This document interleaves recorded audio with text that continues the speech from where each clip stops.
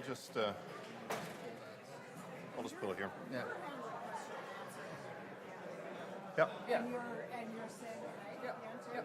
So Yep. I just...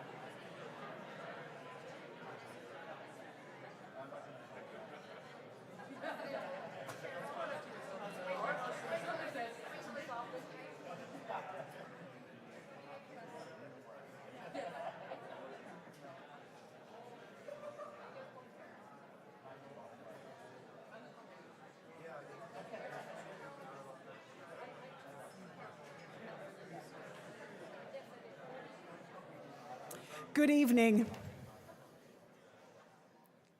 My name is Cheryl Pauls, and I serve as president of Canadian Mennonite University, and it's my pleasure to welcome you here to this face-to-face session and to Marpeck Commons and to CMU more broadly. This evening, as always, we honor the fact that the lands where we study, teach, and gather are the original homelands of the Anishinaabe, Cree, Oji-Cree, Dakota, Dene peoples, as well as the homeland of the Métis Nations. And in all we do here at CMU, in our studies and in our living, we seek to honor what it is to live on lands that are treaties, that are covenanted before Creator between First Nations and Indigenous peoples and settler peoples. Here in these lands, Treaty 1 in 1871, and the clean water we drink from Treaty 3, as was signed in 1873. And as a place where we seek to honor peoples coming together, CMU, as a university in the Anabaptist faith tradition, is a place that names this particular building for Pilgrim Marpeck. Marpeck comments, or Marpeck as someone who was an early Anabaptist, that is, early church leader in the Radical Reformation movement, someone who was significant as a church leader and at the same time a civil magistrate and an engineer in Strasbourg. And so this coming together of church and many parts of society, this coming together for conversations of people from different starting places, not a simplistic notion of left and right, not a simplistic notion that there are two sides to any kind of question, but that there are multiple starting places of conviction, multiple starting places of the kind of work that people do, the kind of experiences and relationships that have shaped them, and the sense that we all need to continually learn what it is to talk with one another, to understand, first of all, where we're coming from, and secondly, to seek what is good and true and best together. And so this is the purpose of Face2Face, this community conversation series that this evening's conversation is a part of. I now will welcome Dr. Chris Huebner, who is Associate Professor of Philosophy and Theology, to come and to introduce both the topic as well as the panelists who have been willing to graciously give us their time and their experience and starting place in order for us to be able to have a conversation together. So, Chris, please.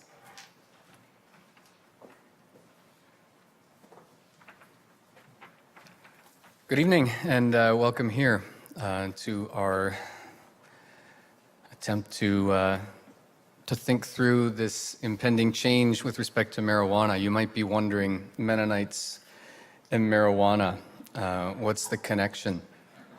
And on the one hand, of course, there isn't one, at least not in any direct sort of way. But on the other hand, let me tell you a story. I spent a good chunk of last year on a research leave and found myself in Amsterdam for a good part of that time, researching Mennonite martyrs and all kinds of other things. But of course, one of the things you do in Amsterdam is visit churches. And especially hidden churches. Hidden churches are a thing in Amsterdam. I'm sure some of you have been there. And this takes us back to kind of the early beginnings of the Anabaptist movement, not the first 50, 100 years or so when they were being burned and drowned and buried alive. But later, let's say the 17th century, Mennonites worshipped in churches that were, in a sense, literally hidden from the streets. You couldn't see when you're walking down any of the big canal streets the fact that there was a church in there. They were kind of inside. And so, you visit these things, especially if you teach in a Mennonite university. And so we went to the big Singelkerk, the most famous of the hidden churches that currently exist in Amsterdam. And we were met by someone who worked there, and he took some time to explain sort of the background to us. And one of the things that he was interested in clarifying was that the hiddenness of these churches. These churches weren't hidden in the sense that nobody knew what they were. Everybody, in a sense, knew what they were. They just weren't sort of formally acknowledged, right? They were hidden behind the facades of big row houses. And then he made a comparison which I found interesting. He said it's like the coffee shops, which are the other things that you visit in Amsterdam. The coffee shops is where you go to purchase marijuana. If you're one of those tourists who come to Amsterdam for that reason. And he tried to explain to us that this was, the hidden churches were the ways in which Dutch tolerance, which has come to be well known, was being perfected in its early stages. So Mennonites sort of participate in this attempt by the Dutch to sort of hone their tolerance practices, which eventually, in ways that would have no doubt shocked the worshippers of the hidden churches in the 17th century, led to the famous marijuana realities in Amsterdam today. So maybe there is a connection. But we're not here to explore the Mennonite position on marijuana and legislation of it recreationally and otherwise. We're here to hold an open conversation, and we've invited 4 members of the wider community to reflect on this from their positions. So maybe now I'll introduce them in turn, call them up as I introduce them, and turn it over to them shortly. I'll call them up in the order that they'll be speaking. First, we have Max Waddell, who's commander with the Organized Crime Division of the Winnipeg Police Service. Here. Our second speaker will be Nelson Martins, who is a member representative and business developer at Bonify, which is Manitoba's second, I believe, licensed producer of cannabis. So he represents that industry, which will no doubt be growing in the coming years. No pun intended. Sorry about that. Thirdly, I'd like to call up Erin Morash. Erin is a pastor in 2 rural Manitoba Mennonite congregations, Trinity Mennonite Church in Mather, Manitoba, and Crystal City Mennonite Church in Crystal City, Manitoba. And then finally, Daniel Dacombe, who's a rehabilitation counselor with the Addictions Foundation of Manitoba, and I'm sure is busy speaking to all kinds of groups about this topic lately. We have asked each of these panelists to take about 8 minutes to reflect on what's really a rather broad question. Let me read what we've asked them to do and maybe remind them as well. From your perspective and experience, what opportunities and challenges will the coming legalization of marijuana bring? And then as a kind of follow-up to that, how do you anticipate this legalization changing your work? What difference is it going to make in the work that you do and in the communities that you serve? And with that, I will turn it over to Max first. Thank you. Please join me in welcoming the panelists.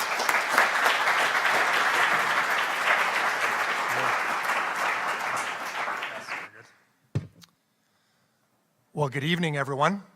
On behalf of Chief Danny Smythe, I want to welcome you all to this very important community conversation regarding the legalization of cannabis. The Winnipeg Police Service is a strong advocate of community engagement, and that is why it's so great that we'll be able to have this interactive discussion this evening. I would also like to take this opportunity to thank all the organizers for their time and commitment in hosting this event.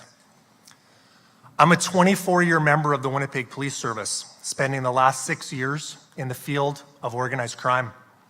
My primary role includes the oversight of the service's gang strategy and investigations relating to the illicit trafficking of drugs.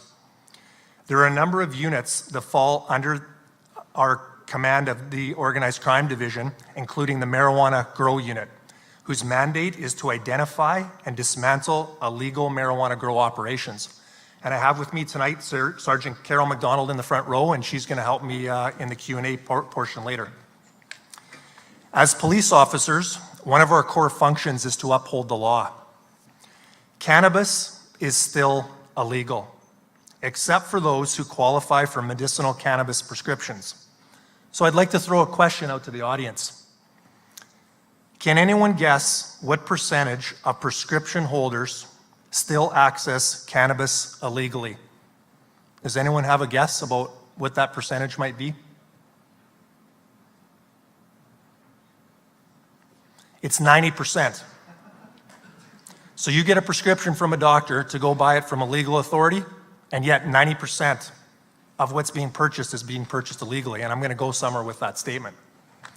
I will state that the legalization of cannabis will present significant change and challenges to law enforcement. Law enforcement agencies are at a disadvantage as it's difficult to plan responses, including training, when there's no confirmed legislation. I, like you, have many unanswered questions. And in order to answer these questions, we will require decisions both from the provincial and federal government, outlining the legal and regulatory framework to address these many implications. In addition, the City of Winnipeg will need to make decisions in regards to where private dispensaries can be located. For example, probably not a good idea to have it near a school, a playground, and/or a daycare. I will now outline the impact that Bill C-45 will have on law enforcement, and I've created a top 10 list for your reference. First and foremost, I want to talk about the impact on organized crime. They're estimating that sales around the cannabis industry in Canada is going to reach as high as $22 billion. I'm thinking if I was in organized crime, that's a pretty big number. In addition to that, organized crime does not operate under retail business hours, providing a huge advantage for the sale of illegal cannabis. It's very unlikely that the legalization will impact the profitability for organized crime. And in fact, reports out of Colorado and Washington State report that legalization has not diminished the illegal market. Organized crime will use this for trade or for the purchase of other contraband, such as other illicit drugs like cocaine, firearms, and for human trafficking. Organized crime will find a way to make cannabis more sought after, such as they will grow it with a higher potency, they will most likely add hallucinogens, things like fentanyl, and most likely will sell it cheaper. Secondarily, we can expect there's going to be an interference with the enjoyment of your property. The reality is, medical grows emit a very strong odor. Can you imagine sitting in your backyard beside your neighbor who's a resident that has a license for a medical grow, and that strong, pungent smell is entering your yard? There is very much potential for our service to be constantly fielding calls for nuisance odors. And in fact, I understand that in Colorado that odor complaints have increased considerably. That takes time and resources to deal with, presenting another challenge for our members. There will also be the issue of smoking and use in public places, which is commonly known under Bill 25, which is in force on proclamation on the health protection issues. The Non-Smokers Health Protection Act is in the process of being changed to include cannabis smoking. And here's another question. How is this going to impact someone smoking for medical reasons when you're out at a restaurant and someone medically needs to smoke marijuana? There is potential for you to be in a patio where you're exposed to this cannabis smoke in a public place. There's also going to be many dangers surrounding a grow operation, both legal and illegal. It's all the same. There could be potential for fire and electrocution hazards within these many residences where there's high voltage lights and free flowing water. Children who live in these residences could be potentially exposed to toxic air. There's also the risk of home invasions by criminals, because that's what criminals do. They target grow ops where they can make money. And lastly, there's mold and water damage that's often left in residences for individuals that choose to grow their own. This will be a hot topic for sure, this next one. Drug-impaired driving. I'm sure that's on a lot of people's minds, which is Bill C-46, and that will address cannabis-impaired driving by authorizing roadside tests. This is going to be very difficult for law enforcement to detect, and even more difficult to detect with the ingestion of edibles. You can imagine someone driving along eating a chocolate chip cookie that's packed in marijuana. What about if a person is prescribed to smoke and or ingest a high dosage of marijuana per day? Would he or she not be considered high all day and therefore shouldn't drive? There's going to be a considerable amount of time spent by our drug recognition experts, who will be the officers on the road who will have to perform roadside tests to determine whether or not you're impaired. And this also is going to significantly impact the service's resources.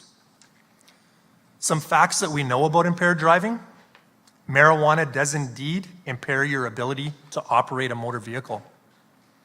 Marijuana also affects your cognitive ability. Our service has been arresting and prosecuting drug-impaired drivers for decades. Our officers are specifically trained to detect and deal with this impaired driving and insist on the criminal convictions while driving impaired by marijuana.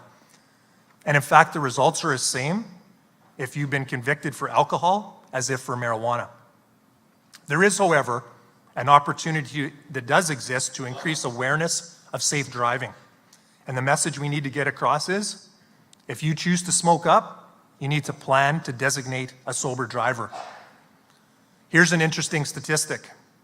Impaired driving is the #1 criminal cause of death in Canada, yet it's 100% preventable. How about impairment at work? People who use marijuana and then they show up to the workplace the next day. There is case law that authorizes every employer to require its employees to be unimpaired at work. But what parameters should be implemented by workplace health and safety? There will need to be a balance between helping with addiction or prescribed medical cannabis use versus recreational use at the job site. Can you imagine for 1 minute a police officer being impaired by marijuana and having to do their job on the road? Another issue is going to be the legal age of which our youth are going to be able to consume cannabis. Documented evidence that cannabis use under the age of 25 increases the chance of schizophrenia and depression. However, if you can believe this, Bill C-45 will allow 5 grams of use and sharing for anyone under the age of 18, unless our provincial government decides otherwise. With respect to police resources, as already stated, our drug recognition experts are going to be extremely busy, and it is going to have a significant cost. We will have to invest in education and awareness to help reduce risks of legalization. That's going to take officers' times to be in the schools, to be in the community, educating you all on these dangers, etc. We're going to have to train our officers as to the intricacies of these laws versus medical and recreational use. We will have many, many requests for public forums such as this to educate the public.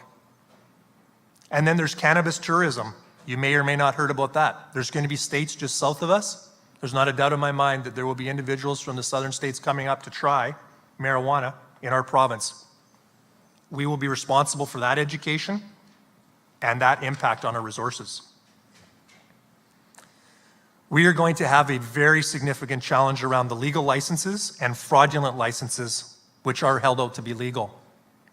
There's most certainly a potential for the fraud of licensed producers, and the criminal element can easily produce fraudulent membership cards held out to be legal, which now adds yet another additional criminal investigation that we are going to spend our time on. There are currently many restrictions placed on the sharing of information between partner agencies around the legalization of cannabis. Specific to laws around FIA and FIPA, it's very difficult for us to get any confirmation of legitimate use because health information is so stringently protected. And this ironically includes the inspection of legal private grows, where private individuals have licenses to grow in their own homes. There are currently no inspectors conducting inspections in people's homes, but yet in places like Bonify, etc., commercial, health inspectors are required to go. I haven't quite figured that one out. Additionally, police, in order to check these grows to see if what's going on in there, we need a search warrant and/or consent to do that, and that's not always very straightforward to do. I'm sure my 8 minutes have to be close here, so I'm going to say in conclusion, law enforcement will be challenged in the months ahead of July 1st, 2018. As always, we will find a way to make sure the citizens we serve are protected and are informed. Thank you for your time.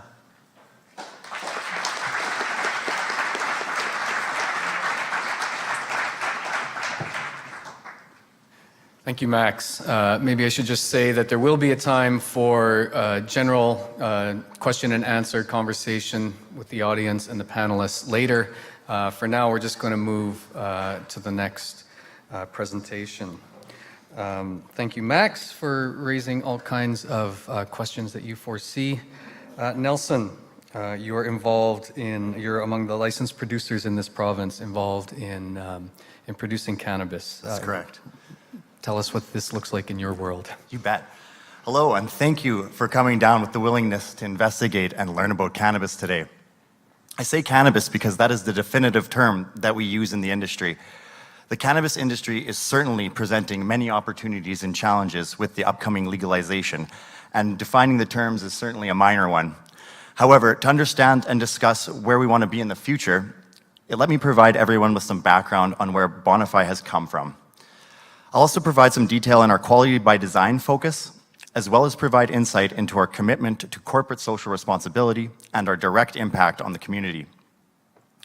It was several years ago when our founder's close personal friend experienced a tragic, life-altering accident. Our founder saw his friend try other treatment options, but it was medical cannabis which provided him with the improved quality of life. In 2013, our founder was introduced to our president and CEO, Jeff Peich. From Jeff's experience as Chief Operating Officer at Cancer Care Manitoba, Jeff had also witnessed firsthand how medical cannabis helped persons living with cancer cope with their condition.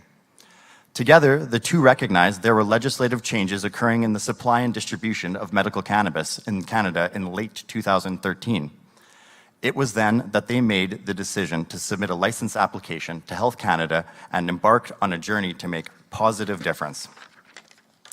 So the first item on their list to bring their vision to reality was to assemble a core team of individuals and stakeholders who, over the course of the rigorous application process, concentrated on building a solid foundation for future of sustainable growth.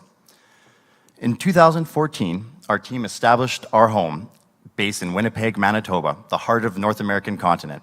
It is from here, in our 320,000 square foot state-of-the-art facility, that we created an extensive quality assurance management system and carried out intensive training. We have also conducted focus groups with individuals interested in medication innovation, medical cannabis patients, and healthcare practitioners as well. One of the most common themes to come from the focus groups is that individuals want to be part of a larger cannabis community, which has a focus on safe, quality assured cannabis. In April 2017, Bonify was afforded a license by Health Canada to cultivate medical cannabis, and our team is now busy with cannabis growing activities and implementing our quality management system to help make life better for everyone. So why the name Bonify? I'm sure everyone's asking. Well, Bonify literally means to make better, and that's what we're here to try and do. So that's how we came to be. Now let's talk a little bit about quality and control and quality assurance. So quality by design is the mantra that we live by. Bonify, we literally live and breathe quality. Through an intense labor of love, over 300 standard operating procedures and associated forms have been developed to ensure we consistently produce a quality assured product in accordance with international standards. Our extensive industry-leading training and development program ensures good manufacturing processes, which is GMP certified, and good production practices, which is GPP certified, are integrated through everything we do to serve our members, healthcare practitioners, and national and international customers. As mentioned in the story, Bonify's corporate focus is on making things better. Having a strong sense of corporate social responsibility is integral to Bonify's way of being. Rather than reinvent an already well-established wheel, Bonify intends to employ an approach to corporate social responsibility that is in direct alignment with the approach developed by provincial crowns. Bonify is committed to business integrity, and everything we do is based on the shared values we have established. Those are accountability, integrity, commitment to quality, entrepreneurship, and innovation. From a sustainability perspective, in designing our state-of-the-art, world-class facility, we have focused on minimizing our environmental footprint.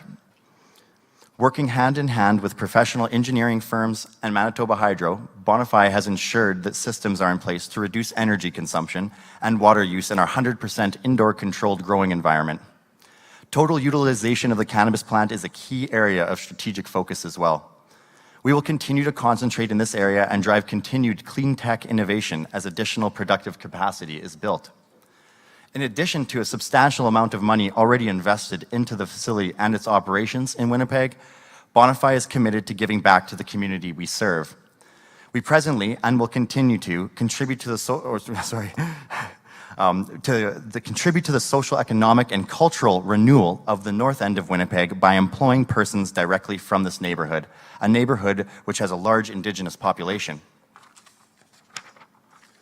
We also understand the importance of providing a balanced education for consumers, which is why we are working with internationally recognized experts and other healthcare practitioners in the use of cannabinoids in clinical practice. These resources will aid us in the communication of the pros and cons associated with cannabis use. Through the educational programs we develop internally and in conjunction with other experts and stakeholders in the province, the responsible use of our products to guard against impaired driving, the negative effects of addiction will be promoted and assured. With the assistance of a focus group contact, who is a highly trained road safety specialist with Safety Service Manitoba, plans are in the works for Bonify to be a collaborator on the production of a safe driving video. Also stemming from focus groups with Manitobans we held even prior to becoming licensed, we are presently providing and encouraging venues for cannabis consumers to interact and learn from each other. A group called SheCan is a wonderful example of an online community inspired by the need for like-minded individuals to have a place to learn and understand cannabis better, thanks to passionate medical cannabis advocates from Winnipeg. And to strengthen our community even more, we encourage you all to invite your friends, family, colleagues, and anyone that you believe would benefit from connecting with us to join us as well. We've rolled out our social media presences on Facebook, Twitter, Instagram, and LinkedIn, and you're all more than welcome to call into our toll-free hotline to chat with me. So I'd be more than happy to chat with you on another level as well. But thank you for your time and letting me share a bit of this perspective here, and I look forward to taking on some more questions from you guys and entering a bigger discussion. Thanks.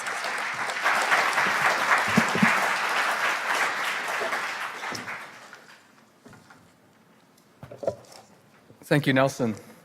Erin, how do things look in the church? Besides the phone calls I got this morning, so that's good. Full disclosure before I begin, I had a sister-in-law about 20 years ago who was dying of bone cancer, and this is long, long before medical use was legalized.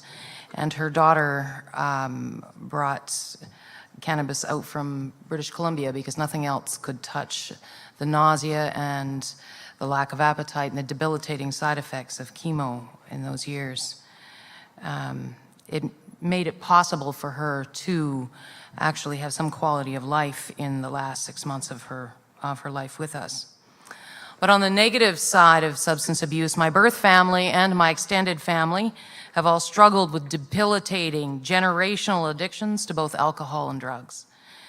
2 members of my extended family currently struggle with something I would describe as a very high level of emotional dependency on cannabis itself. The only difference for them next summer, unless they change something themselves, I guess, this winter, is that they will be addicted to a legal as opposed to an illegal substance.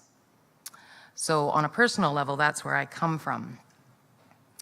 As a congregational minister, I bring that history with me. And so the first possible opportunity that comes to mind is the area of pastoral care. Legalization may increase the willingness of people, particularly youth and young adults, to talk to ministers like me around the issues of using. Criminalization is one more hurdle that they have to get over. It doesn't mean that making it legal is suddenly going to make them all come knocking on my office door. I'm not that naive. I do know that after 8 years in youth ministry, parents can be reluctant when talking about their children using alcohol, drugs, anything along those lines. If it's criminal, they don't want to identify their children as criminals. And so they will not talk to me about these things. I'll find them out roundabout, often through the young person's friends. In addition, we do have medical users in churches that are associated with my own, and the medical users that I have come across in my work, in their church families, they all have said that they keep their use very quiet for fear of stigma.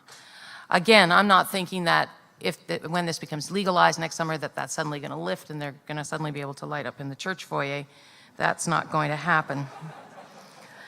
I am hoping, though, that it might allow them to be less afraid of judgment in their families, their wider family communities, and perhaps in their church communities. If there's any good side to this, that could be one of those. There's already been an increased discussion in the church communities in my area around the use of intoxicants and drugs in a way that there hasn't been pretty much in my entire experience in ministry, and that's at this point well over 20 years. I'm hearing about it in coffee shops, I'm having people ask me questions about it in stores and in church foyers. In my experience, this is pretty unique, actually, because usually this subject has been restricted to a week or two in that back room or that basement room with the youth in a church, maybe once a year, with a handful of screenshots of the drug use statistics, a few inspirational videos of reformed addicts who are now members of faith communities, and that's it. In the grown-up sanctuary on the main floor, you might get a few passing mentions of alcoholism in a sermon or two over the year, because adults, of course, don't use. Adults in mainstream middle-class churches rarely talk about drugs with each other in church contexts or about addictions unless there's a 12-step program in the church, or they happen to personally be part of such a program, or they have personal family struggles that have been hard to hide, and so deal with them out in the open because they don't have much choice. So the first opportunity will be, and actually has been, having actual conversations with church people about the definition of what a drug is and what an addiction is. And one irony is that we usually have these discussions while holding a liter cup of coffee while cheerfully eating something loaded with sugar.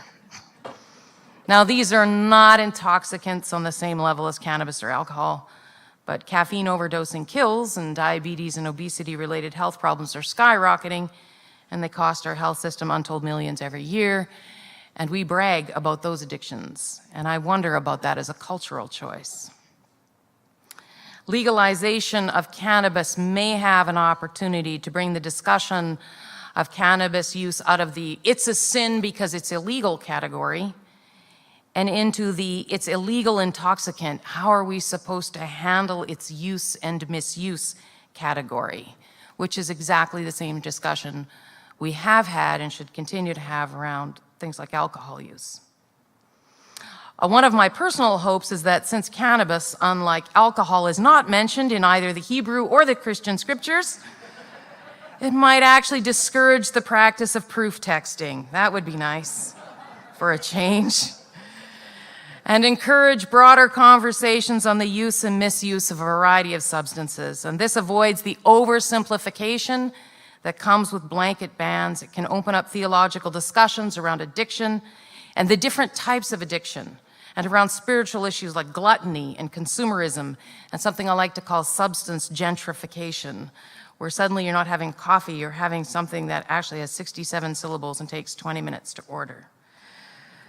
The legalization of cannabis gives the church yet another opportunity to discuss the New Testament emphasis on healing and reconciliation as God's response to brokenness.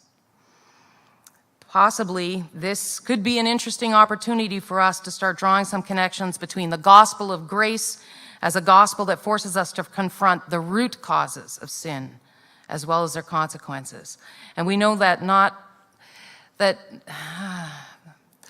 all the use of substances leads us to misuse those substances. Not everyone who drinks a glass of wine with dinner becomes an alcoholic. So maybe we start asking questions on what causes people to misuse. Instead of limiting our theological conversation to condemnation of individual sinners, maybe we could have more conversations around root causes like abuse or homelessness, depression, despair, broken relationships, loneliness, chronic poverty, underemployment, lack of social ties and supports, or identity issues like racism or sexism or sexual identity. Addiction is a way for people to cope who have no solid social supports. And maybe the church can talk about being one of those. Acknowledging individual responsibility for actions is one part of addressing the brokenness that we call sin, but really we need to have more talk about communal responsibility and communal brokenness and communal sin. The social systems that set people up to be vulnerable. We don't do that as often in the church, or at least in mainstream churches, as I would like. The challenges in my area of work in pastoral ministry will be far, far less immediately challenging than those in the policing, the medical, or the secular addictions fields. I realize that. But one of our immediate and current challenges, I got a taste of that this morning, because legalization of cannabis is something religious communities have been forced to face and consider, here is yet another issue that can and will divide us as communities of faith, leading us to call each other names like intolerant or permissive or deluded or misled. Pick your pejorative and let's let the bitter games begin. Another challenge, do we allow people to use cannabis in limited faith settings? If we're in a municipality that decides that it will allow legal cannabis sales, do we allow people to light up at the denominational folk music festival? Okay, they probably already do that. What does a minister do? I've thought about this one actually during a visit when a sick congregant asked to be able to smoke a joint or eat a cookie. I prefer the cookies, since it doesn't leave the smell of smoke on my clothes. But these scenarios will be real and awkward, and I will have to wrestle with them. And they are happening now, because I've talked to ministers who have had to sit there and go, okay, sure, go ahead. And they will happen more frequently with legalization And it's going to be interesting to deal with them. And finally, we're returning to the same discussion we as Mennonite churches historically had around alcohol and its prohibition in church circles. Should a Christian drink? Is it good witness? Does it lead to better behaviors? Is it relatively safe in moderation as a social activity? Does banning it give people one more reason to see the Christian faith as scientifically and socially unaware and uninformed? Or does it make us look responsible? Will the legalization of cannabis be interpreted by church members, especially youth and young adults, as not only permission to use, but encouragement? And so will we see an uptick in cannabis use in our church members? So my time is likely run out, so I'll end with that, and I look forward to any questions that you might have.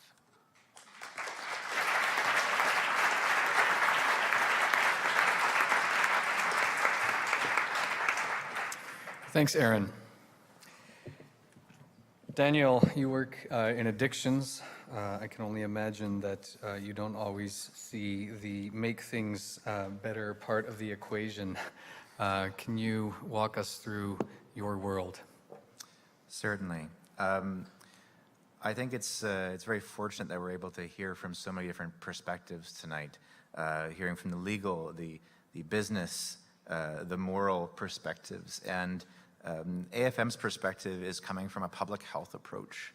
You know, when I work with young people, and that is exclusively what I do at AFM, I work with young people in the youth school-based program. So I work in schools every day of the week, doing counseling and prevention education around alcohol and other drugs with young people. And I talk about cannabis a lot, especially lately with legalization upcoming. It's a rare day that I don't have a young person in my office asking me what I think about it, asking me if they're going to be allowed to smoke it, if it's going to be okay for them to smoke it, what's the problem with them smoking it? Isn't it safe and natural? Isn't it, you know, it's just a plant? Isn't it just like smoking a salad? And they have, which brings up other questions.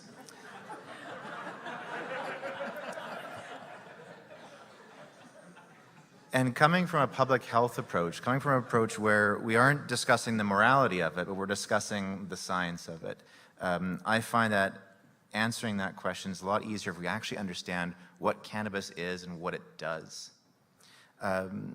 Cannabis contains two active ingredients. It contains THC and CBD. THC is the primary psychoactive or mental state altering component. And CBD is the primary therapeutic component. It's the antipsychotic, the anticonvulsant, the anti-inflammatory. Frequently, when I'm talking to young people and they're asking about what cannabis does, we bring up THC as the ingredient that is giving them the effects they're looking for. Our brains are composed of billions and billions of neurons that communicate with each other using chemical systems. One of these chemical systems is called the endocannabinoid system. It's a very important system. It's a regulatory system. It acts like a gas and brake pedal for different parts of our brain, speeding things up or slowing them down depending on where it's being activated. Now, THC activates the endocannabinoid system artificially. It impacts multiple areas of the brain at once, which is why it can have such contradictory effects. It can lower anxiety in low doses, but increase it in higher doses. It causes drowsiness, but it can also increase sensory experiences.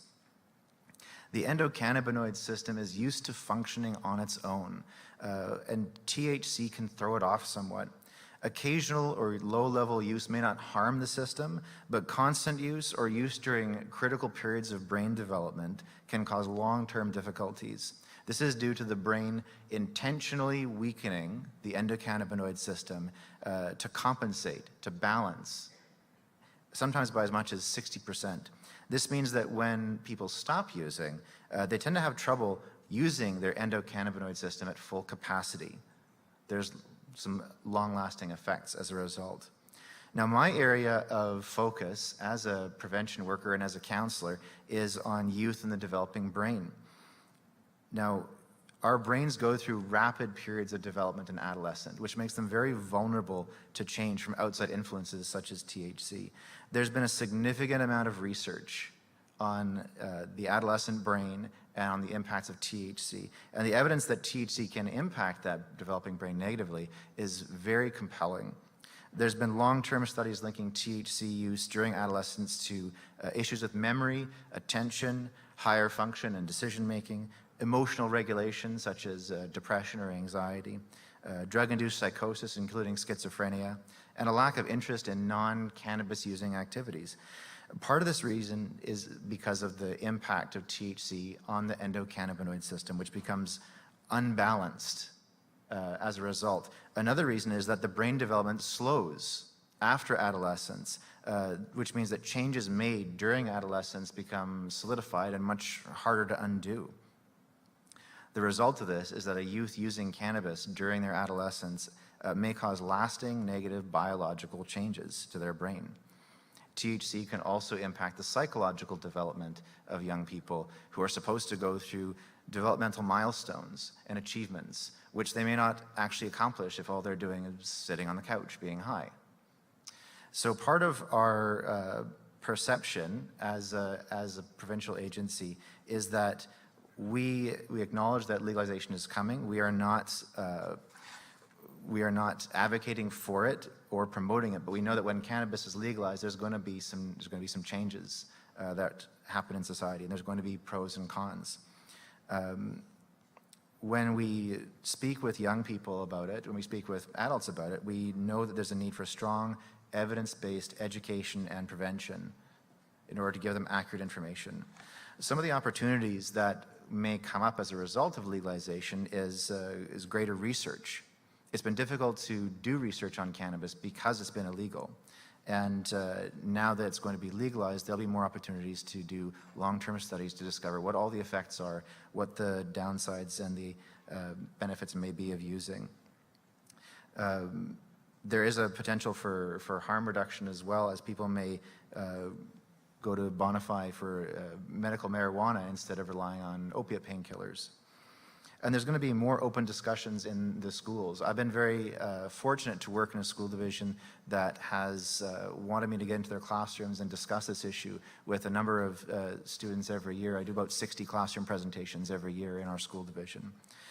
Some of the challenges, I think Max identified several of them, that there's going to be certain challenges with youth and with impaired driving. There might be some challenges if approaches are taken that are not public health related. We want people to understand that just because the substance is going to be legal doesn't necessarily mean that it's going to become safe overnight. Okay, there's a lot of legal substances out there that cause many problems. We mentioned alcohol already tonight. We also need to recognize that it's not just the legalization that plays a part, but it's also our culture. Okay, we have a cultural framework for how to deal with alcohol. It's been around for a very long time. It's been legal for a very long time. We don't have a similar cultural framework for dealing with cannabis. We can't just rely on, films and pop culture to tell us how we should feel about it. We should be looking at the science and also maybe asking questions of our moral leaders. Working through a public health lens, we believe that we can denormalize use of cannabis. Canada has the highest levels of youth cannabis use in the developed world, and the Canadian Centre on Substance Abuse and Use last year released a study that they did with young people in cannabis talking about youth perceptions. And the perceptions that young people have of cannabis in Canada is that it's safe, it's normal, it's okay to use, and that everybody does it. And the truth is that not everybody does it. About 70% of young people don't use cannabis, but the young people using cannabis is 3 times higher than any adult rates that we have. In my work, I believe that legalization may increase the perception among youth that it is a harmless substance. However, we already have acknowledged that it's a substance that can cause developmental and psychological and social harms. It's going to be challenging as it becomes legalized to deal with these issues as they come up. However, I believe that there's going to be more opportunities to have those conversations, to discuss honestly with young people why they want to use. The Addictions Foundation Manitoba is a provincial agency. We have many resources for parents who want to know how they can talk to their young person about marijuana. I have many phone calls every week from parents who are saying, my young person is using, how do I deal with this? Well, there's resources available on the AFM website. We have an addiction helpline at mbaddictionhelp.ca. We have a number of programs that are available to Manitobans all over, and workers like myself who can reach out to parents and help them to talk to their young person before it becomes a problem. And after it is a problem, after a young person is already using, which we know can cause some developmental harms, we often approach parents with tools and resources that they can use to genuinely engage their young person and find out why they are using. For so many young people, they're using because of stress. They're using because of pain. They're using because of underlying mental health issues. And when they're using for those reasons, and their parents approach them and say, hey, I want you to stop using cannabis, what the young person hears is, I want you to stop feeling better. That's a very frightening and frustrating message to hear. So we believe that by taking a public health approach, by equipping parents and families to have these conversations, and by providing them with resources, we can head off some of those harms and help reduce the harms of cannabis that it might have on young people in our society.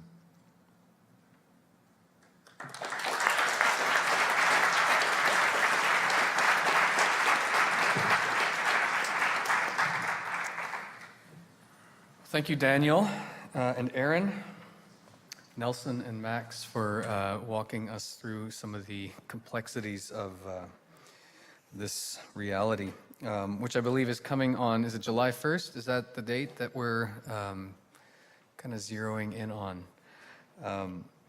Thank you also for staying more or less on time and leaving us ample time for wider conversation. We have a couple of mics. I see one in the middle aisle. I believe there's at least one other roving mic. So please feel free to come to the mics, pose a question to one or perhaps more of the panelists, and let's continue talking further.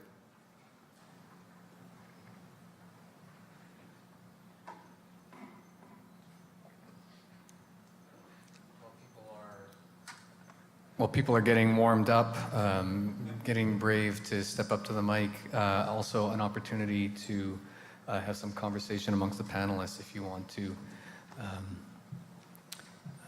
go at each other on this to a certain degree. But that's not necessary. One gets the sense that the introduction of legalizing cannabis is exclusively to diminish the negative effects, the criminal negative effects of being arrested and everything that comes with that. At the same time, it feels like that we're moving into a totally unprepared for era. The correlation between mental illness and mental illness onset and its relationship to cannabis and other drug use is very worrisome. And I guess it's more of a comment than a question. And it does feel like it does feel a little bit like the meat is being thrown into the tiger's cage, and let's see what will happen. Is there a question as part of that? All right, the question part of it is specifically what will be the benefits from a reduction in criminal activity or legal activity that you now won't have to deal with? Max, would you like to speak to that? Well, sir, I thought I was pretty clear when I was giving my initial speech that I honestly don't believe that the criminal element is going to suffer as a result of legalization. And we've seen this in other jurisdictions, in Colorado and Washington, et cetera, that they have continued to gain. Now, the benefit would be if a young person were to get caught in possession of cannabis, the only difference is now is that they won't have a criminal record. What they'll be issued is a citation where they would have to pay a fine. So that, I guess, could be a benefit if you can call it a benefit. Yeah, that was specifically what I was looking for. Yes. Over and against the other concerns that, the other safety and health related concerns. Thank you.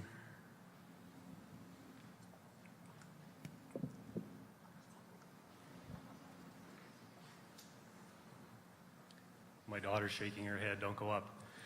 I'm a congregant at Erin's church, and while this isn't maybe typical sermon subject for her, I can tell you we generally don't fall asleep during her sermons.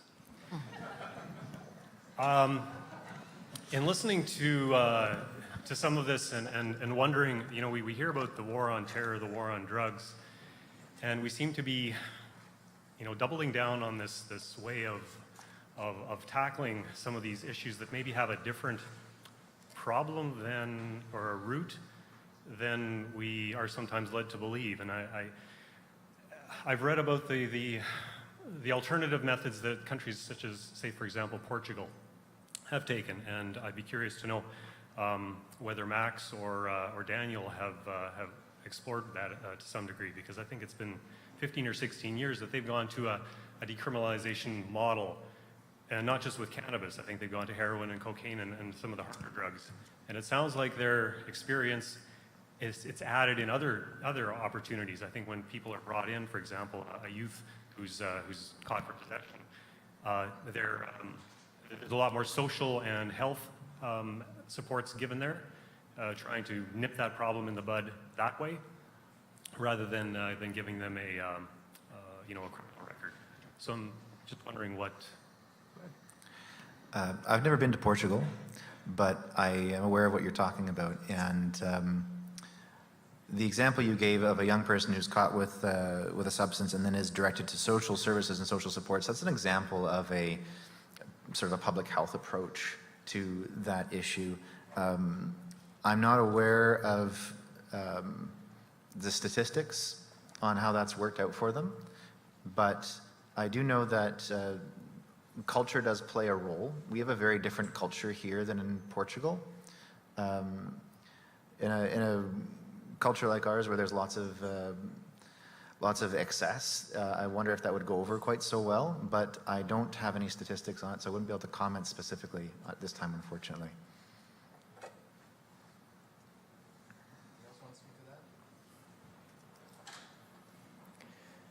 That also raises another, one of the things we often hear discussed is the distinction between decriminalization and legalization. Canada's going for legalization. Who wants to help clarify that distinction for the audience? Or are we clear on it? Sorry, what are you asking again? What legalization means as opposed to decriminalization. Our Prime Minister makes a big emphasis on legalization. We'll ask Sergeant McDonald to speak to that. I think just the... Come up here. Yeah, we'll grab one for you. I think the decriminalization would come into the fine that we spoke of earlier with a youth with small amounts to be fined rather than thrown into the criminal justice system. And the legalization is just for recreational use, where they're putting parameters on growing 4 plants per household or small amounts in possession with no medical reason. Does that make sense? I think it's kind of twofold. Are there tax implications of those two different approaches? Tax implications? Mm-hmm. My understanding is that legalization sort of opens up the possibility of taxation like we see with alcohol and tobacco. Decriminalization is more it's the Dutch approach. Yeah, I think that the government is, I don't know if this is on or not, the government is wanting to keep the youth out of the criminal justice system early when they get caught with a small amount of marijuana. Obviously, large amounts is a whole different ballgame, but if they're caught with 15 grams or something, then they're not going to be fingerprinted and photographed, and a criminal record begins. Now they have problems getting over the border and everything else. That's what they want to avoid. And then the recreational is a different side of it, where you can go and purchase from one of these legal dispensaries that are going to be coming up. And I don't know the plan on that yet, but they're talking about taxing it per gram for that. Okay, thank Does you. that clarify things? We have a question back here first, and then. Oh, I was curious, I'm thinking about Bonafide and what's happening. Is this going to be harder for you now in your work, in your business, the legalization or decriminalization? Is it going to be easier? What is going to change for you? What do you imagine will change for you in terms of how you approach your work and your business? Fantastic question, and thank you for asking. For Bonify, right now we're focused on the medical aspect, and we are pushing that just fully. We are working with healthcare practitioners and people that are aware of this in our communities, and we're going to try to educate as best as possible to help people understand the implications of the legalities that are coming up. As far as business is concerned, we're going to continue pandering to the business, or not pandering, we're going to continue helping the market that is coming to us for medical patients, people that have a doctor's prescription that have been verified through our means and checked with Health Canada as well. And as far as the legal aspect is concerned, we're only going to be able to produce a quality assured cannabis for whoever's going to be controlling the market. So the implications will still be business as usual. Does that answer your question? Okay. Thank you.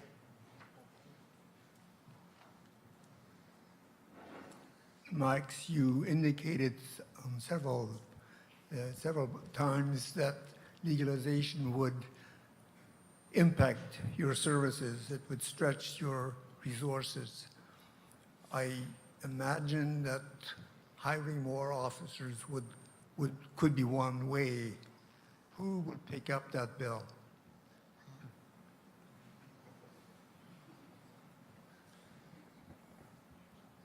Well, my understanding of the bill outlined by the federal government is that there will be financial support for health inspection purposes in each province. There will be a portion of that revenue that's generated from taxes that will be left behind to support the inspection. However, as far as law enforcement goes, I can assure you, sir, we're not going to be getting any more officers anytime soon to assist in overseeing the legalization of cannabis. We will have to figure out with what we have on how we're going to deal with this situation.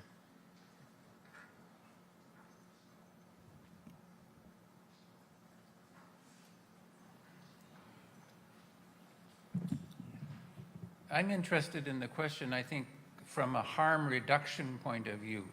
I'm not a great historian, but I do know a little bit about how the temperance movement played out. And Canada ended up with two enormous rich families that started during that time. And so criminalization of some things seems to create that sort of effect. And so I'm just curious, if we're thinking of harm reduction, is this likely to be less harmful than the effects of alcohol? Or nowadays we hear a lot about the effects of actually the abuse of prescription medication is probably one of the biggest drug issues that we face as a continent, I think. So that's, I don't know if there's anybody who wants to speak to that, but that's kind of my question. Like, on the balance of things, how do we think about this in terms of harm reduction? Daniel, you want to tackle that one? Yeah. So in comparing marijuana to alcohol, there are obviously differences with the substances. There are some similarities in short-term effects or short-term harms. The addiction potential is similar. About 1 in 10 people will can become addicted. When we talk about comparing alcohol and marijuana, we often talk about it's sort of like comparing apples to oranges. There's differences, but they're also both fruit. We're in the same fruit market here. And from an addiction perspective, there is still the possibility of addiction. However, we also, like I mentioned earlier, there's the potential for using marijuana or cannabis products as replacements for opiates, which are greatly more harmful and have a significant impact on society as well. I think the full harm reduction potential is still being explored. We do understand that just because a substance is legal doesn't mean that it's going to be safe. Legalizing cannabis doesn't solve all the issues that come along with cannabis.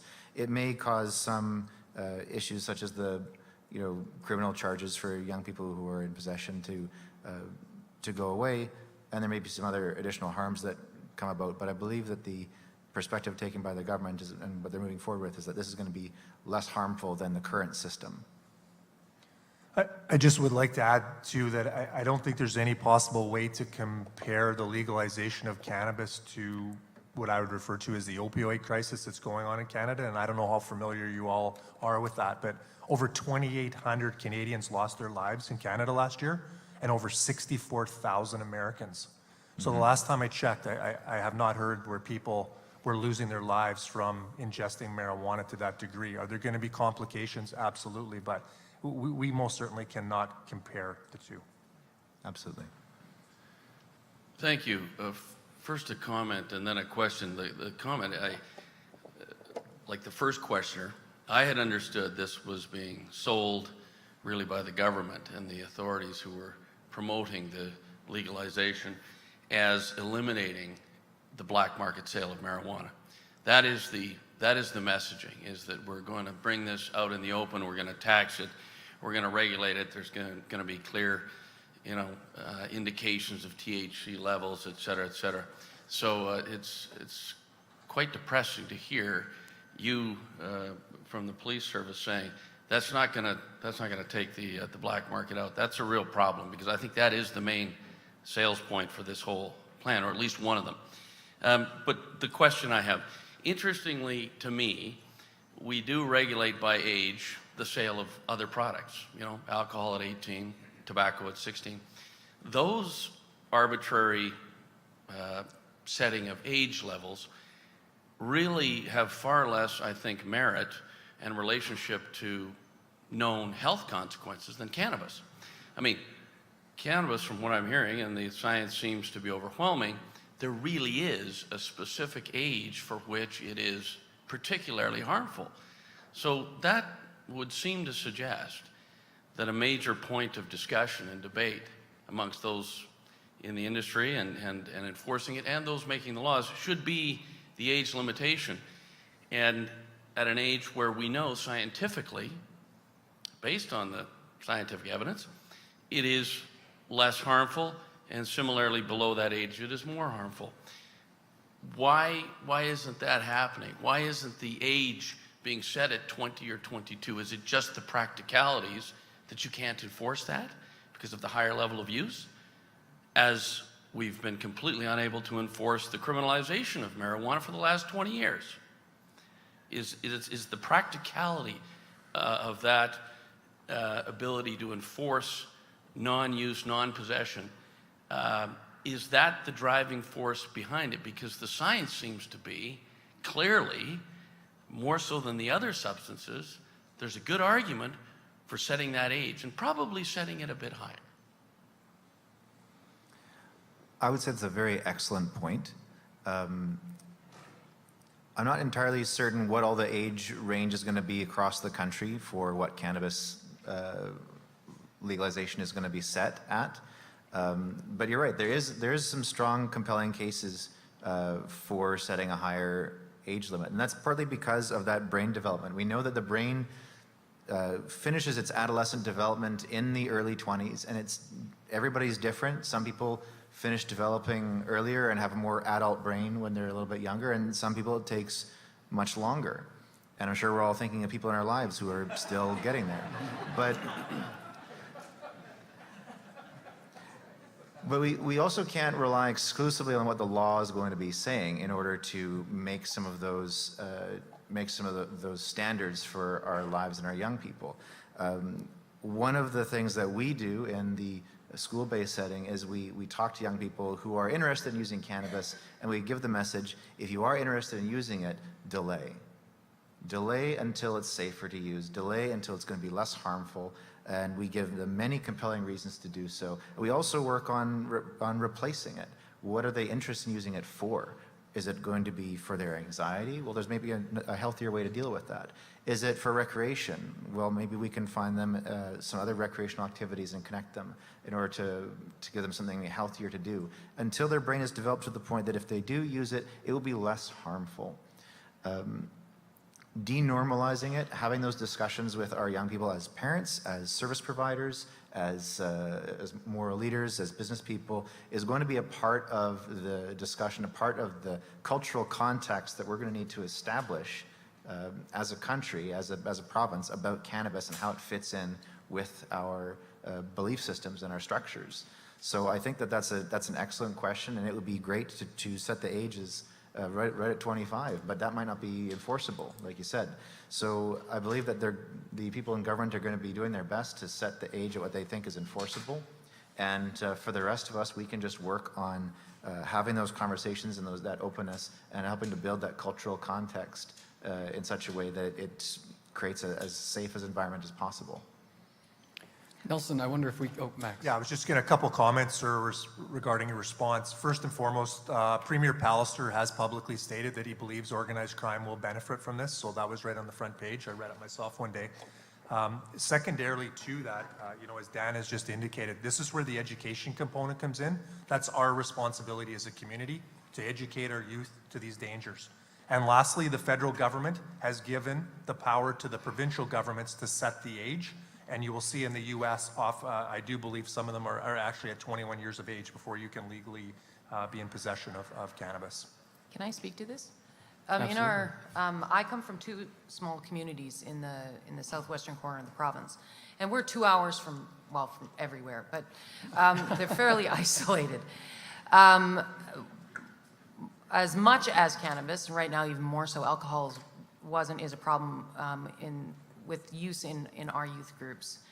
And probably about 15 years ago, we had a number of car accidents involving youth as young as 14 years old, driving drunk.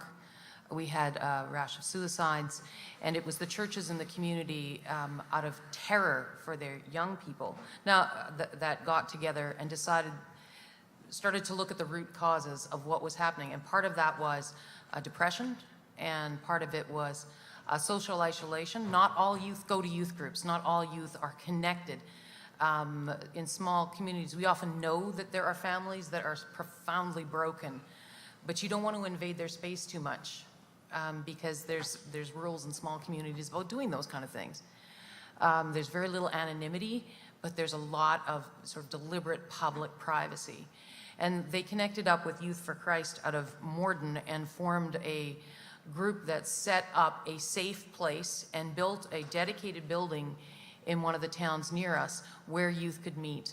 And the towns now fundraise for staff for that specific facility so that youth who don't feel safe at home need a safe place to come, someone that they know they can talk to who's not connected to a church, because they're not sure about churches, can go and stay. Those people also reach out and spend time in the schools.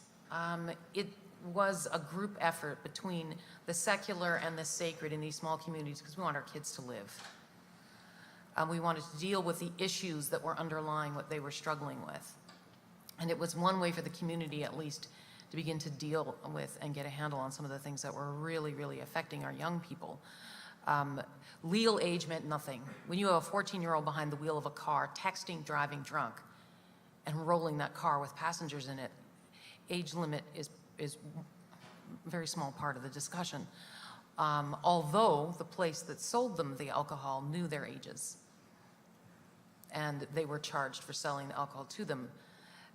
So that was all part of the complexities of that particular story.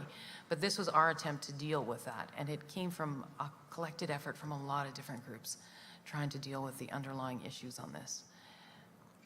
I know there's another question, but I wonder if, Nelson, maybe you could speak to this one as well. You're involved in the kind of commercial angle here, which tends not to say things like delay. Well, how does Bonify approach this question? Health Canada does not allow any advertising to go on our website. I understand. Yeah, and we're not allowed to push any product onto anybody that would be a mind that was ill-informed. But Bonify being headquartered in Manitoba with its team and working in Manitoba, we have our finger on the pulse of all Manitobans, and arguably more so than any other current licensed producer. Bonify has an innate ability at this point to help the provincial government shape public opinions, and like Max alluded to, talking about the provincial government setting the age, we'd have to abide by whatever, but that will be something we could work with to increase that as well. So it might be something we want to get together with other aspects of people with concern to get the proper ideas out. Thank you. Hi, this is a question for three of you, actually, for the commander, for the pastor, and for Daniel, because all three of you have talked about how in your professional lives you can sometimes deal with the potentially negative consequences of cannabis use. So sorry, Nelson, to leave you out. Thanks, we're friends, I know it. So if we leave out tobacco, alcohol and cannabis are the #1 and #2 most popular substances in Canada. And my question for each of you is, in your professional experience, which one is the more harmful substance? Who wants to go first? I'm going to take a pass. PR. Daniel, I'm sure you spend a lot of time thinking about this. I do. We are back to the apples and oranges thing again. I do find that an interesting question. I mean, if we're just talking about by the numbers, we could look at alcohol as being a substance of significant concern. The World Health Organization released its numbers a few years ago, and alcohol causes more deaths than all illegal drugs combined, or something in that neighborhood. So it is a substance that causes an awful lot of harm in our society, even though it's a legal substance. Now, sometimes when young people ask me, so what's worse? Is alcohol worse? Is tobacco worse? Is marijuana worse? And we have these conversations, and I think that they're not always necessarily the most helpful questions to ask, but they are a good starting point for a discussion. So just because something is less harmful than another on paper by the numbers doesn't mean that it can't cause any harm at all. We do discuss, especially because I work with young people, what the different harms are, what they could potentially experience from alcohol, what they could potentially experience from marijuana, what they could potentially experience from the opiates, which, as Max rightly pointed out, is a crisis and is really incomparable to some of these other substances. So even though the substances are different and their harms are different, we don't always compare them, in terms of like this is up here and this is down here. It can wrongly give the perception that if something is less harmful, that means that there's no harm at all. So we do try to honestly discuss what the individual harms are of the substances, and to approach that carefully without being judgmental towards youth who would be using or considering using, but also to be honest and say, just because something might not have as many as many harms on paper as another substance doesn't mean that you're going to get away scot-free. So just the same though, I mean, you did just acknowledge that you would imply that one is less harmful than another. So acknowledging that one can be less harmful than another while still being harmful, which one do you think you've seen cause more harm in your career?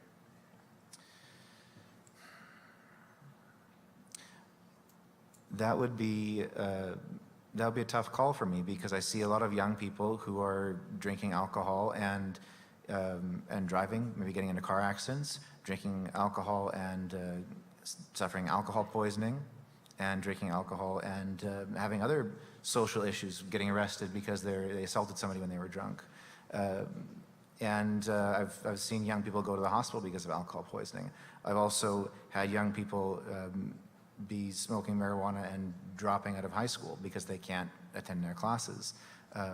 So like I said, it's not really it's useful to compare levels of harm.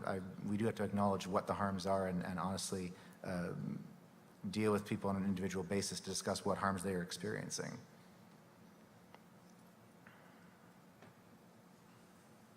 Anyone else want to speak to this? Did you want to go or no? I'm just nodding at everything he just said.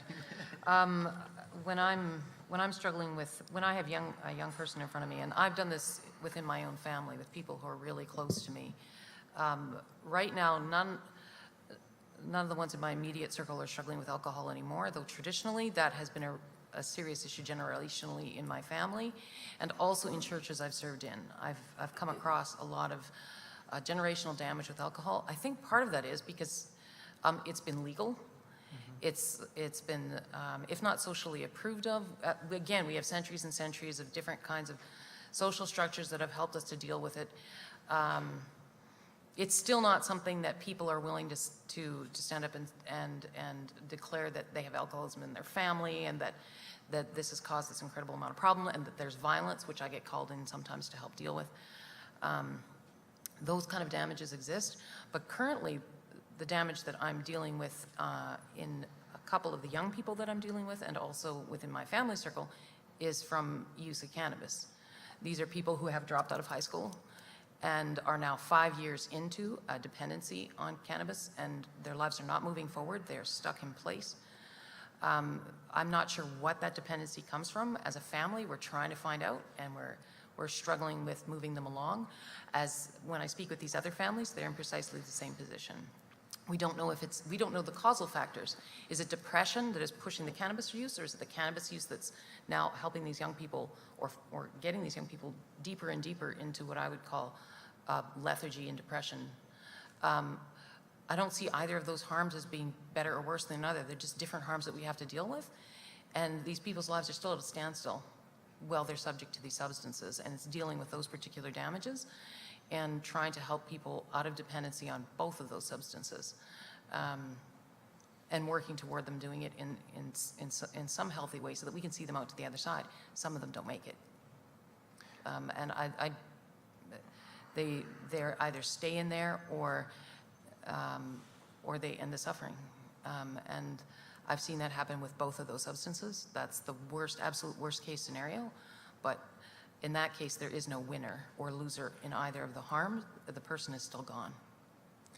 And to add to what you're saying, Erin, like I mentioned at the beginning, AFM isn't an agency that's bringing a moral perspective or a moral judgment to these things. When I have people, especially young people, asking me questions, what's better, what's worse, I really question what the motives is. Why are you curious about the better and the worse conversation? Because we tend to look at each substance independently and not on a, if we're going to choose from the substances on the table, what would I choose for you to use? That's not the conversation that I have with young people typically. It's the conversation is more, so let's look at each individual substance by itself, talk about the harms, talk about what could result from you using things like dropping out of school, or the numerous young people I've talked to who've developed anxiety issues or depression or other mental health issues as a result of their using. So, yeah, good question. I think each comes with its own set of unique challenges. Alcohol has been a proven commodity since Prohibition, and we know what alcohol does to people. We also know what marijuana does, but the legalization is going to change that because of the exposure to more individuals. From a policing perspective, alcohol typically brings out violence in individuals, where marijuana often makes people become more calm and relaxed. So that's, I would never want to choose, but that's definitely one identifier from a police perspective. If we go to a fight call, it's not because people have been smoking a bunch of marijuana. That is true. Right? Yes. It's usually because they've consumed too much liquor. So I just wanted to add that. Yeah, thanks all of you. I just don't know how many people are being prescribed alcohol at any point in time for their causes. So something. Self-prescription. We have I'll let Daniel get back on that. We actually only have about 7-8 minutes left. We want to wrap up by 8:30. There's a question over in the back, and then we'll get you in the middle here, and we'll play it by ear after that. Knowing that weed is considered a gateway drug, and assuming that the reason we're legalizing it is because, or one of the reasons we're legalizing it is because of its popularity, what's stopping us from legalizing other hallucinogens in the future? Well, I'll just speak briefly to the gateway drug perception. The gateway drug concept basically states that everybody who starts smoking marijuana, or at least most of them, are going to start moving on because they smoke marijuana to harder and harder substances. The research that we have does challenge this. There's a lot of other factors involved in terms of what causes someone to move on from cannabis use to harder and harder drugs. Family, social environment, peer influence, the opportunities they are afforded, and so on. So we don't, well, it certainly can be the first stepping stone on a person's journey into drug use. The gateway phenomenon, as it's often understood, isn't really supported as much as people might think it is by the research. It's really the social interaction of being out as a young person and being exposed. So you're at the party, someone pulls out the small amount of marijuana. Guess what? Now we've run out of marijuana. another individual shows up at the party and have this new drug called meth. Well, I can tell you, smoking meth and smoking marijuana, we're not comparing apples to apples here. You want to talk about addiction? Meth is highly, highly addictive, to which people become very, very violent. It's basically liquid Drano mixed with other illegal components that people are ingesting. And yeah, you just can't compare. Let's go over here. This is a question really for Erin, but others might like to comment. In your excellent interview this morning on the CBC questions and answers, you raised the question, or it was asked of you, about banning certain Mennonite communities in Manitoba, thinking about banning the sale, the retail sale of cannabis. It was raised in the discussion. And you said it wouldn't make any difference probably either way.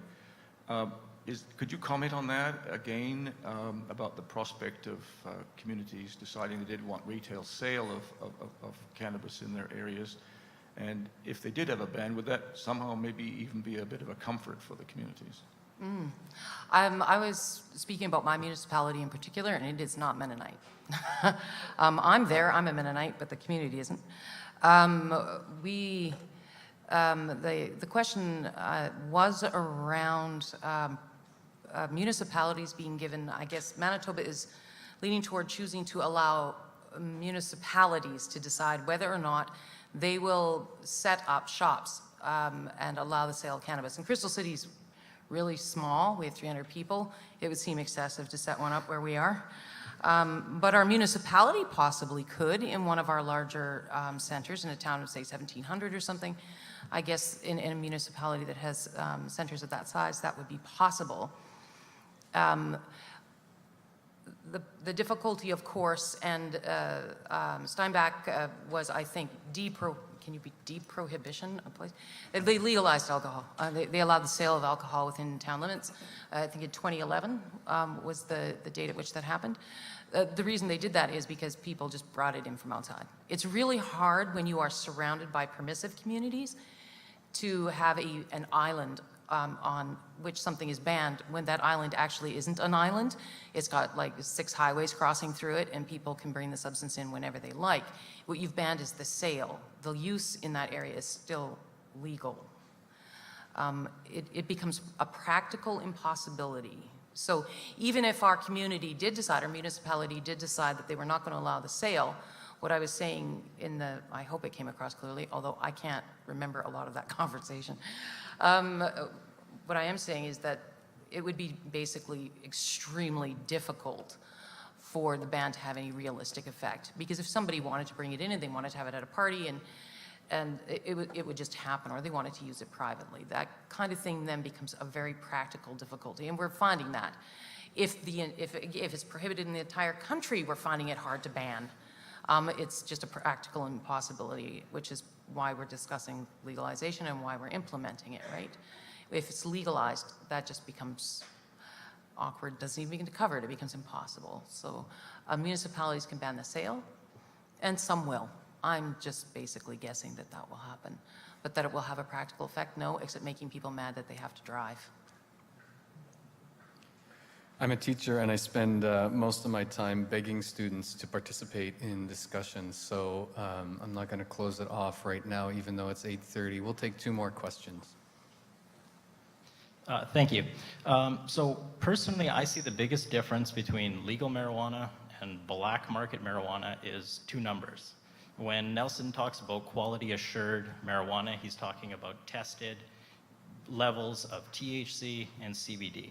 Thank you, Daniel, for explaining the difference between THC and CBD, and really the level of impairment comes into effect when you're talking about levels of THC rather than CBD.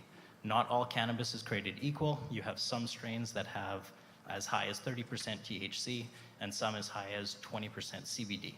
My question is for Max, do the police understand this difference? And how would you go about dealing with someone who has purely medical cannabis on them that has little to no THC in it and is pretty much not harmful and not dealing with impairment? Thank you. Well, I think the purpose of the federal government enacting Bill C-45 is to deal with exactly what you just said. They are supporting the medicinal and medical production of cannabis. So therefore, a person who medically needs that can be in possession of it up to, well, I guess if you're medically needing it, you can really have as much as you require or you need. Generally speaking, an individual can have up to 30 grams on their person at any time. So if this individual is not committing a crime and they're just out in public and enjoying life, the police service is not going to be concerned about that. You know, it's the black market production that's supporting illicit drug trade and organized crime that are causing harm to other individuals. That's really what the police service is concerned about. And of course, the impaired driving component of it, because as we've indicated, it's a leading cause of death. Criminal code death is impaired driving. And I think that's really at the forefront of a lot of people's minds. Their families you are all going to drive home from here tonight. Could there potentially be someone who has ingested too much marijuana and is going to blow through a red light and T-bone you? That's the real question. Please. I was just, I'm going to maybe ask a question that's, or say something that's kind of way out there, but I'm a physician. And I release marijuana to some of my patients. I don't prescribe it. And that's a common error that we make. No physician prescribes marijuana. I can prescribe morphine, I can prescribe blood pressure pills, I can prescribe all kinds of things, but I don't prescribe marijuana. I write somebody a note that says that they can go pick up some marijuana. And what we need to know about that is that the Canadian Medical Association actually says, quote, "There's insufficient scientific evidence available to support the use for clinical purposes. There's insufficient evidence of clinical risks and benefits, including proper dosage to be used on potential interactions between this drug and other medications, etc." Now, we all of us who do sometimes release marijuana to patients know that there are times when it really seems to make a difference to them. I have seen people, despite being a skeptic, when I started, and I haven't done this lots, but I have seen some people who come back and say, this stuff doesn't work, I don't want this, it doesn't do anything for me. And I have seen other people come back and say, I've been able to cut back on my morphine, and so it must be doing something. Those are patients who are at the end of their lives or are suffering with advanced cancer pains, that kind of thing. I think what the CMA is saying, though, is that we don't know what happens when we prescribe these drugs for people long-term and without thinking around things like root causes and what their effects are on other things. And I continue to be somewhat worried about legalizing because of those things. I think you've hit the nail on the head with some of the issues surrounding cannabis and the research. And I've read that statement on the Medical Association website as well, talking about how there's a lot of unknowns. And just to ask a question to you, doctor, when you prescribe blood pressure pills or anti-anxiety medications or anti-inflammatories or whatever, do you ever say, here, just go kind of pick up what you need from the pharmacy, use whatever you feel like, and then just let us know how it goes? Right, like we need, we need very good research to back some of the decisions that are being made. Oh. We do need really good research. And my worry is that who are the rats that we're going to be researching on? Yeah. Doctor, if I could make a comment as well. Sorry to bring you back, but from a business perspective, Bonify is desperately working with doctors to help those patients that are coming to you and asking for the product, asking for that prescription, or not prescription, but that suggestion. And what we're doing to work with these physicians and any kind of doctors out there is we want to help them understand their patients better by forming logbooks or encouraging the patients to take proper notes to try and do almost a personal clinical study with the doctor that they have. And that's about the best way we can break into understanding and doing mini clinical trials as we go. And the people that are volunteering are the people that are asking you for that substance. Well, clinical trials are actually not mini clinical trials unless they're really I'm using it loosely. randomized, double-blinded clinical Yes. trials. So if you're going to do real clinical trials, it's going to take a lot more than, sitting down with a patient figuring out what their dose is. Right, right. But I don't think I want to get into that. No, here. we don't have to. That's just our breakthrough in trying to understand better with the patients. That's all I'm commenting on. And the legalization of marijuana does open up more doors for that research to occur. You can't really do research on an illegal substance because you'll get arrested. So this is one of those areas where, in my initial comments, I mentioned this was a potential area for opportunity where that research can be conducted, and we can actually have good, solid information to come back to the physicians who are really at the front lines of the medical marijuana discussion and having to deal with those patient issues on a day-by-day basis. When I said 2 questions, of course I meant 3. Last one here. Just a personal comment and then a question I'd like to address to Nelson. Just to follow up on this last conversation. I have an 86-year-old mom who lives with debilitating pain and who has been prescribed or cleared to use medical marijuana. And as a family, as her children, we have been cast into a Wild West show in which we are invited to go to a website to buy something. And at this point, there are not physicians in Manitoba that we are aware of in any sense. In fact, we've been told there are none who will walk with us, with our mum, to guide a prescription, a type, sativa, THC.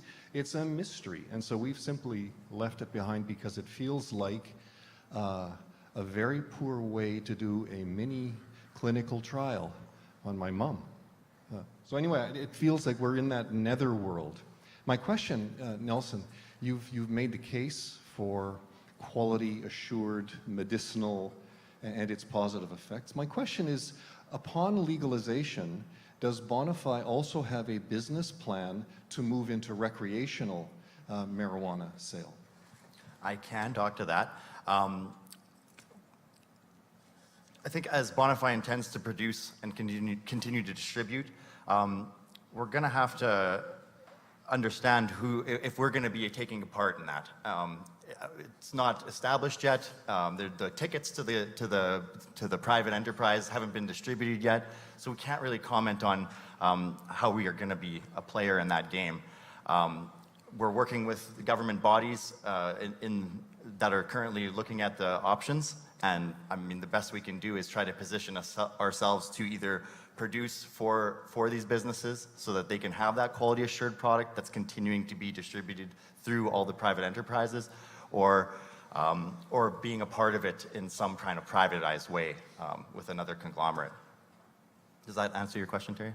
And by the way, we'd be happy to help you walk through that process and do whatever it needs to take care of your mother as well. That you can call me on a personal, I'll give you my card. Well, thank you all for coming out and sharing with us this evening. Thank you all for showing up and participating in this discussion. I suspect many of you will leave here with questions yet unanswered about this, but I hope this has helped your ability to think these through in a more nuanced and clear fashion. Please join me in a final round of applause and thanking our guests.